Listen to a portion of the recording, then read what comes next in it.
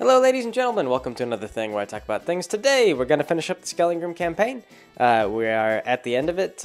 I got some comments in the last one. I did gloss over a couple of details. We had a couple of things, like for example, another player joined in and their character was like a doctor of some sort, something like that. I can't recall the specifics, but they were only there for the last couple of sessions, and not a whole lot materialized. There was a couple of other crazy things that went on, but they were fun. They were like fun role-playing bits. But like for example, at one point one of the characters decided that they were kind of like done playing the game, but instead of leaving the game, they wanted to just be a disruptive force for a while, which some people get like that. The problem that they had, I've got the dog in here with me. Anyway, the problem that they decided to go to is they took Peyton, the imp that Rummel had as a familiar, and just started listening to her every advice. So like Peyton, like I don't know, I think he thought that Peyton would tell him to kill people, but Peyton was just like a petty imp and she was fully loyal to Rummel, so she wasn't really trying to be like disruptive to whatever Rummel's plan was, because that's not how the familiars work. Like Peyton wanted Rummel to succeed. You know, he was the boss. Like, you know, he's great. Like, he's doing really good. So Peyton didn't want to like ruin everything for the group. Peyton just wanted the character to, she was just like, what should I do, Peyton? She was like, take off your clothes. Yes. Get naked. Let me ride you. And so for like a session or two, Peyton got to ride the lizard person, Serena's daughter,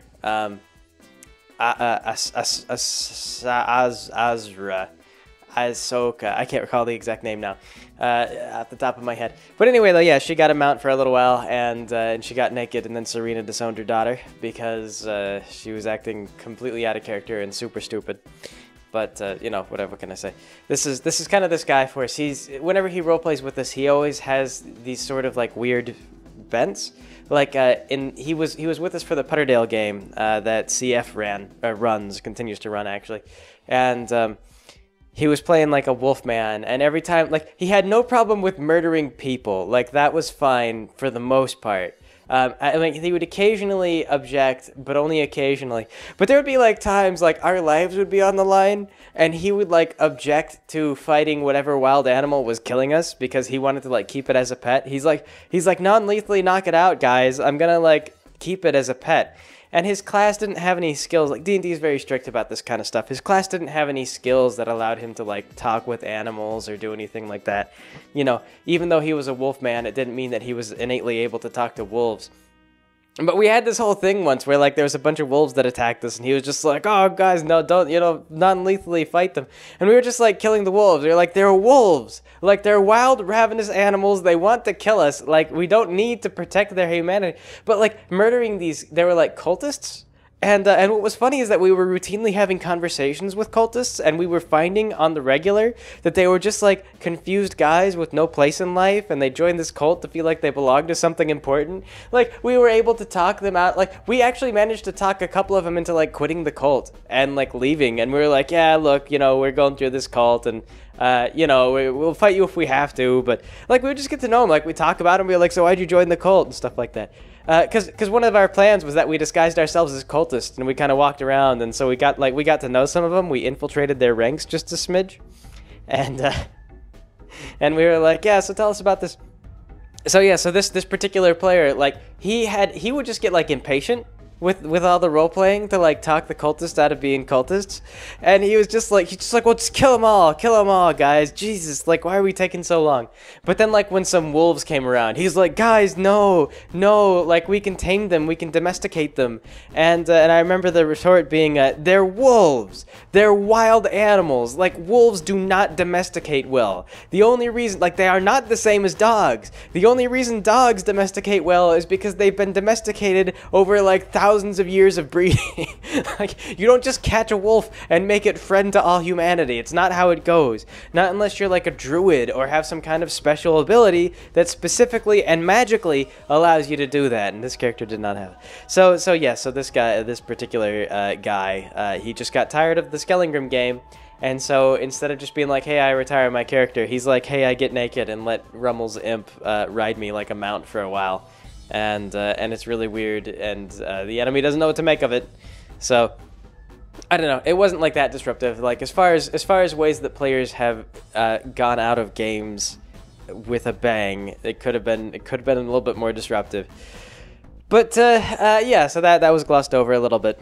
But anyway, though, as far as what the party had to do, what they had to contend with is throughout the entirety of this whole D&D thing, I'd been grappling. It'd been really challenging to try and get an idea of like what was good to throw at the party. And even now, like we moved on to Hero, and I have much better footing. Like I have much better standing with Hero. I have a much better idea of what's going on in that. But even in Hero, one of the big problems I've got is that there's like 8 to 10 people in any game. Like sometimes people can't make it, but when you have like a maximum of like between 10 and 12 players in a campaign, even it's like it's expected that occasionally one or two guys. It's frankly routine that one or two guys can't make it due to like school or work or whatever. Even then, you still have like 8 or 10 players, and so if you design an encounter and you make a monster that's like strong enough to withstand like 10 players for even a single round of combat, you have to be careful about what it can do. Because if you make a thing and you just say like, all right, so it can totally like incapacitate one guy, there's some characters that are going to be more tanky than others. So, you make this thing and it's like, all right, so this guy's got like a ton of defense, like he's the barbarian, he's got a ton of resistances. So I make this creature that can penetrate his resistance, and that kills everyone else. And I believe I've talked about this before. In D&D, it gets particularly bad because they have like the CR system, and everything is sort of designed. The whole system is much more prescriptive. It's more designed around like, all right, this spell does this, and you get this, and this is how many attacks you get, and that's an ability, and so on and so forth. So like in D&D, you get like multi-attack, and so you could say like, well, I attack 5 times, and I believe you can split up attacks, so a monster could surround itself and it could reach out and it could attack different things. But you have to kind of think about attacking the party as sort of a unified whole, and how you might affect them without wiping them out. Because, when you start throwing like fireballs, it affects the whole party. Like that has a scaling combat effectiveness. And so like developing monsters, like they had these like rules and guidelines for developing monsters of such and such CR. And I finally kind of just quit thinking about those and started approaching it from like, all right, like what would be challenging to deal with? So I sat down and I designed these monsters for this thing. And I started drawing them too, so I could get an idea of like, what do they look like? What do they do? Like, what's their stuff? And I started to get kind of into this. So the party kind of proceeds along, and they go down. What it turns out is there's this wall between the dwarven village that they were in, where we left off, and then they kind of go down into this area. And there's a pathway that leads to the elves, but the dwarves and the elves don't interact very much because they both smell. Elves smell funny, and dwarves smell like sweat and grease and oil. So they don't talk very much, but there is still an old rundown pathway that kind of goes between the two of them. I don't think I mentioned the pathway because it wasn't really the party objective to go to the elves. I probably should have mentioned it, but for whatever reason it didn't come up. I think it was just one of those things, like I was busy describing the area and I didn't think about like, oh, and then there's this sort of like rundown. The area's smoothed over a little bit. I'm like, it's fine. It didn't come up. It wasn't relevant. But anyway, though, there were 2 notable monsters in this thing. And the first was like this set of cockroach creatures with like human faces. And the reason why they were notable was because they had stupid high AC. And the way that D&D works is that armor is like all or nothing in D&D. You roll to hit, and if you roll high enough, then you hit, and you just do full damage. Like, there's no blocking a certain amount of shots. Like, if you have a very thick defensive hide, but you're very, very slow, like, it's weird. Like, you take, like, the Tarask, the Tarask is, like, this big thing with, like, its hide is so thick it could repel, like, artillery shells. Well, what that is you say, like, the Tarask has an AC of 30. And what this means is that players, like, I don't know if this is actually the AC of the Tarask. 30 is really uncommon. You don't usually see AC going above 18. But anyway, though, you just say that, you say like, it's like 30 to represent its sturdiness against artillery shells. And so when the players roll their attacks at it, presumably, like, even if they hit it, you just say, it bounces off their hide. This is how you flavor it. It bounces off their hide. But mechanically, it's just considered like a miss. Like, the opponent is just being missed. And so what it was is these cockroaches were about the size of like a little dachshund. And the cockroaches they scuttled around, and they were really fast, and they had a really high AC. They had like an 18 some odd AC.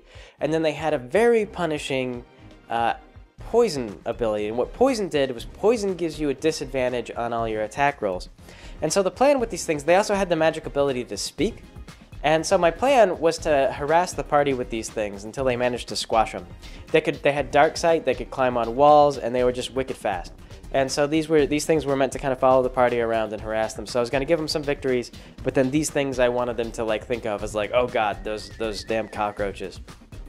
So they got attacked by, I think it was like 3 of these things in their trip. And they spent their time being harassed. Like, every time they tried to rest, this was the other thing that was terrible about them, is every time they tried to rest and regain their abilities, they would get attacked by these cockroaches. Because for the most part, like, they were either hit and pretty much dead, or they weren't. They actually did fairly well on them. They did better on them than I thought they would. I always worry when I design creatures that I'm going to be too strong and the party's not going to have a chance. And sometimes I forget exactly how... Like, 10 characters, they're rolling a lot of dice. And so even if you make someone like, yeah, you're basically, like, untouchable, you know, if you roll enough dice at something, then you will hit it.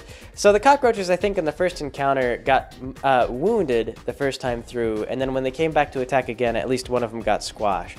After that, the cockroaches tried to be a little bit more clever, but they kept surprising the party because of their ability to, you know, climb on walls, and the whole place was dark. So, like, you can illuminate the area, but you can only see as far as the light radius goes. And then there's dark vision in D&D, but most dark vision only allows you to see out a certain distance. I believe there's like a true dark vision, which lets you go further, but or it sees in like magical darkness as well. But I think that I just kind of ignored the book on this and just had like every creature that lived in this cavern had a natural sort of dark vision that just extended, you know, as far as they could. They had a very long distance dark vision.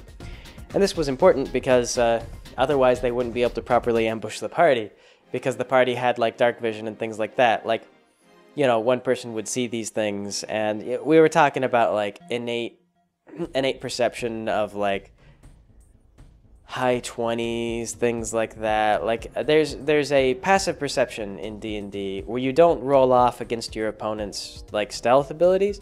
Like, what happens is your opponents will roll stealth, and if they can't beat your passive perception, then the players don't even have to roll. You just say like, oh, passively you're aware of this or that.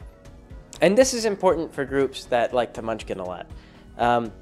I know this came up once, like when I was playing a rogue in a D&D game, we had a problem where every time the paladin heard, like I was playing, there were like 3 other rogues, and we were all insidious. We were all like, all right, we're going to split, like we're going to take 30% of the gold, and then we'll split the rest of the, like we're, you know, like it was one of those things, like we were all agreeing to like cut ourselves in for a better deal and to like bamboozle the party and steal everything. And every time we planned to do something diabolical, the group paladin would be like, I roll to overhear their diabolical plan. I need to roll. And it was like, then we all had to like oppose his rolls. And so what the GM started doing is the GM just made himself aware of the paladin's passive perception, and whenever we were doing something, like we would just do it like quietly, and he would let this guy like roll. He'd be like, yeah, okay, roll your dice. But all he accounted for was the passive perception, because like you can roll higher.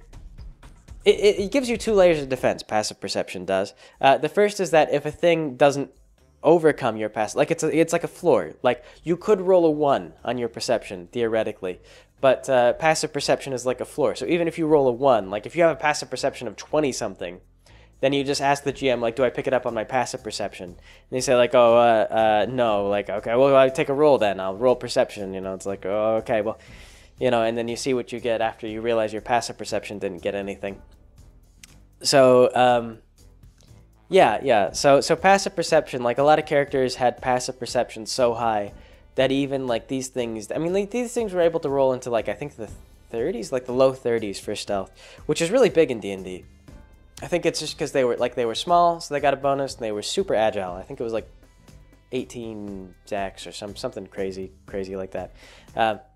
But yeah, so these little things, they scuttled around, and they bit people, they did bite someone, but then I believe that there was like a cleric, and so it was like heal poison or something like that, so they just healed it up, and it didn't actually affect them. So these things, they wound up being a little bit less effective than I thought they would be. I wanted them to be annoying and to slow the party down, but they wound up being somewhat trivial. Other things the party ran into were also, there was a big mushroom creature that just this one actually gave them a bit of a run for their money, which was good. What it could do is it could grab people, and again, I was thinking about like, okay, it's a large group, so I have to be disruptive to the whole group, and so what it would do is it would grab people, and then it would pull them towards itself, and if it got a character to its mouth, like I think it pulled 20 meters. Was the trick, or 20 units, whatever, it pulled 20 feet, I think is what they measure D&D in. So it would just pull them, pull them into its mouth, and it could do this, I think, to 2 players at a time, or possibly 4 players at a time. I can't remember what the exact number was that I decided, but it could do this to a couple of players at the time. So its attack was, it would grab you, and then once you were, like, you would be entangled, and you could, like, fight to get out, but otherwise you were all wrapped up, and then it would just pull the players into its mouth, and if it got you to its mouth, it did a ton of damage with its mouth, so it could potentially kill someone if it got to chew on you for a couple of rounds. But it was similar, I think it was inspired by, there's a monster called a roper, which is similar to that. I can't recall the exact rules on this. Dog was scratching at the carpet. She's going to come back and scratch at the door here after she realizes I shut her out. Okay. Anyway, though, so the the rules for the roper are I can't recall exactly how they work. We had a party run into them in another game like once, all of once. But yeah. So anyway, that was a thing, big mushrooms. And then there were also these weird, like, 4-legged things with, like, clawed arms, and they had, like, a hand for a face, and they cast, like, these confusion spells, and they were, like, mass confusion spells, because I think in the book there's just, like, a field of confusion that you can create. And so they were, like, moderately effective. They were okay. But I was really finding that just, like, these sort of disruptive abilities, these things where you pull the party away, these things where, like, you run out and attack and then vanish. Like, the party being a huge group, the best way to approach them and give them a real challenge was to break up their ability to function as a blob. So like some of the characters were weak to like things like confusion. Some of the characters, so it was kind of actually put different abilities into play because some of the characters resisted confusion better than others, and some of the characters were more accurate naturally than others, and so on and so forth. And so these various different things were attacking the party in different ways. Like slow characters or melee characters couldn't catch the cockroaches because they were so fast, but they were better suited to break free of the tentacles that were pulling them. And then like characters with like the casters and stuff like that who had more resistance to confusion spells and things, they were better able to withstand that. And so we kind of got around and people got disabled or were somewhat useless to various monsters throughout this thing. And then of course the big one that was supposed to be frightening and that they got warned about before they left was there was this sort of harpy thing. Which is like long. It was like kind of a bird-like sort of looking deal with like with sort of like dog-like legs, and it flew around the caves. And it was a carrion creature, but it was also an opportunistic predator. And there she is. She's crying at the door now. She realized that I've shut the door, and she can't be alone for too long, otherwise monsters will eat her. So anyway, though, yes, dog aside. Dog aside, the point of this monster was that it could cast Fireball, and it had very long dark sight, and it could fly. And so what it did is, after the party had a somewhat reasonably paced battle with one of the mushroom things, because it was a carrion creature. Oh yeah, they left a couple of corpses in their wake. So what this thing did is it came by and threw some fireballs at them, and the idea was that it was going to chase them off, and then eat these corpses. That's what it was gonna do. And but then the party kind of surprised me because I forget again, like when you reach 6th level, you just get so many tools. So this thing comes out and it throws some fireballs at them, and then they're like, "Oh, that's the thing that they warned us about. Like, get it, go get it, guys." And then suddenly comes out like the fly magic, and like, "Oh yeah, by the way, rogues can move 90 feet per turn or whatever." And it was just like this thing was actually kind of fragile. because my intent was like, I'm not sure, you know, since it's way off in the darkness, I'm not entirely sure how they're going to get it. But when they do catch it, I sure don't want it to be like so beefy that it can just get away from them again. Like, they should be rewarded for catching it. And, you know, me and my Mercy having designed this monster that way, pretty much they just like flew out to it, caught it up, and then murdered the thing. And I was like, well, alright, underestimated the tools at their disposal, but fair enough. I guess they won't have to deal with that for any longer. And this is actually where the game ends, which is why I go so much in the description of the monsters. I mean, they were more detailed than I usually did. Like previously, it would be, you know, goblins or this or that. But yeah, like I say, I found those sort of disruption powers were much more effective and kind of did more interaction with the party than anything else. Straight brute forcing a party of 10 is pretty much impossible. If you try to compete with them with brute force, you're either going to overwhelm them, or you're going to underwhelm them, I think, was the lesson that I could learn from all that. Big role-playing groups are just hard to balance for. But yeah, what wound up happening is I think around that time, it was as I was starting to... I was talking about Hero versus D&D and getting kind of nostalgic for Hero, because it's been so long since I played Hero. But my most favorite RPG games ever were using the Hero system, and I really kind of wanted to play it again. And so we started talking about it, and I said, well, what if we just convert the D&D game over to Hero character sheets, and then you guys can kind of work from there. And it'll be a little bit better balanced. I'll know my way around it a little bit better. Or it can be better balanced, that is, as long as I supervise carefully. Since playing the D&D game, we have had a little bit of meta stuff. There was one that took me by surprise. There's a rule that allows you to, for example, remove penalties to hit. So you can just choose to always shoot someone in the head. Like if you have a gun, you're just like, all of my shots land in the head. Or more hilariously, there's also a hit counter for the dick in Hero. They call it the vitals, but if you roll a 13 on the hit chart, then you hit the dick. And that's also like about as good as hitting the head. So if you're feeling particularly vindictive, then you would just remove all the hit penalties. And so that wound up being like super powered, because every attack to the head is like worth 2 times. And so we had a character for a little while who was just he was swinging around a weapon and he was doing like double damage every single attack, and it was like, when would you not want to hit in the head? Like, I don't understand why this is an ability you can take. Like, yeah, all right, increasing your accuracy to the point that you can always do this, like, so you're super precision, you know, pinstrike, whatever, that's fine, but I think just like 8 points to remove, like, I don't. Super cheap. It was too cheap. It's too cheap. Hero, you have to know what you're doing. If you, like, I'd never seen that before. No one had ever taken that ability before, that skill, so I wasn't familiar with it. And I was just like, okay, all right. And then once it got into practice, it was just like, no. Spend the extra point. It's only like, it's twice as many points to get as much health, but it's, in total, it's like 16 points versus 8, you know, so what can I say? Every session that we end, everybody gets like 2 points. So if you think about it, that's, you know, 9 sessions versus 4.5. So, or excuse me, versus 4. It's not 9 sessions. 8 sessions versus 4. 9. 9 is a... 9 is a... Anyway.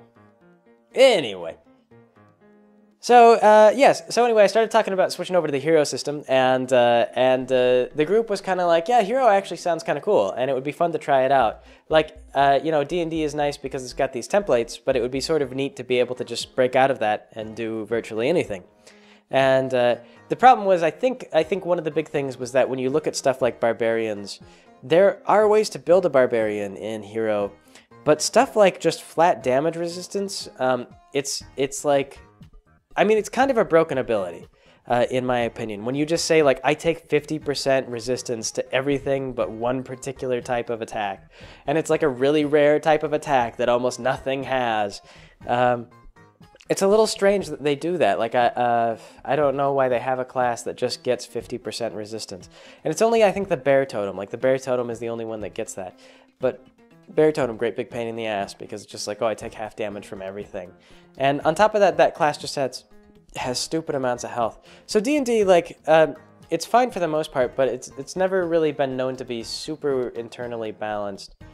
And, you know, Hero is more open, so there's not necessarily going to be internal balance. But that has more to do with whether or not the people building their characters are familiar with the system and whether or not they're building in a way that is going to work. We started the hero campaign actually as a good example. We had someone who built a character and they wanted to take a drawback. Like basically what they did was they took a bunch of magical powers. And then they were force fields. This became kind of comical. Was they were force fields, and this character took all these like force field powers, and they were like, and also my drawback for extra points, so I can afford better force fields, is that I don't want anyone to know that I can cast these force fields or use any magic or whatever. So they had like a magical attack ability. But the way that hero works is that most abilities, unless the rules say otherwise, have like two things that can be perceived by senses. Usually it's like sight and sound, like you have a gun, you can see the gun, you hear the gun, bang, that's a gun, like it's a gun. So she took these powers that were not stealthy powers and then made it so her character didn't want to use them in a way that would make her be detected. And then there's an advantage you can take that'll make powers like invisible, so you could use them without being noticed, but she didn't take that. And part of that was just unfamiliarity with the system, but it wound up being really weird. Like this character, she eventually saved up to take it for like the force field, but then the force field thing was funny because she insisted, like, she would not tell other players that she had this ability, and instead she would just cast force fields around them. And it became like a really hilarious detriment to the party. I killed it. I'm pretty sure it like killed at least one party member. And yep, this is the dog. This is Panic. Can't get back into the room. So anyway, though, yeah, she killed at least one party member because it was like, yes, I stealthily, without any warning, create a barrier in the doorway to protect the people back here behind the barrier. And barriers actually, they work both ways. So we would have like characters in the back row who would be like, all right, I aim my gun and I fire at that guy. And it would be like they would just be shooting through the barrier that she created to protect them. And so like they would destroy the barrier and like waste their attacking turn destroying a barrier that they didn't know about, because stealth barrier for use on an ally is like a really silly idea. But I mean, like as an attack, like I watched it screw up the party so badly. I started thinking about like all the offensive capabilities of like just creating invisible barriers around people. Like if you just created like a hamster ball barrier around your enemies and you didn't tell them, you would waste their turn. Like every time they had to fire their weapon or do something, like they wouldn't know the barrier was there. They would just like waste their turn. This character Dimitri just kept on doing this, like weird hero design. So I mean, like I talk about balance. In theory with hero, if you know what you're doing, you can make any character very potent. And Dimitri actually would have been really potent if Dimitri had been putting barriers around the enemy just before they took action. Like if it had been like hold action, wait for the enemy to go, then cast barrier. Dimitri would have been great and an asset to the team. But instead it was like, oh, your turn's around. Well, I'm going first, so the first thing I'm going to do is put a barrier around our hardest hitting player. And it was like, oh, okay, all right, hardest hitting player, you're up. Okay, all right, I attack the enemy. All right, well, your attacks hit a barrier. Like, I don't know. So yeah, so funny stuff. There's, weird. Heroes fun, but it's complicated, and so you gotta kind of know your way around. Dimitri could have worked, but just never really did. Eventually died. But that game's still ongoing, so I'm not gonna go right into another role-playing spiel. We'll go ahead. We have I saw. We had some comments that wanted to move on past the role-playing stuff. Also, Claudia wanted me to move on past the role-playing. She doesn't like the role-playing games as much. She accuses me of being a nerd, but she's also a nerd. She's just a different kind of nerd. She's not a role-playing nerd. She's other kinds of nerd. So yes, this is my rebuttal there. Yeah. Anyway, that was the Skellingrim campaign. Unfortunate it ends without like a huge amount of closure, but some games, some role-playing games. Work like that. The GM runs out of ideas, or the group wants to switch over to something else, and you just kind of do. So, yeah, I suppose that'll be it for today. Yeah, thanks for joining me, everybody. We'll catch you all next time.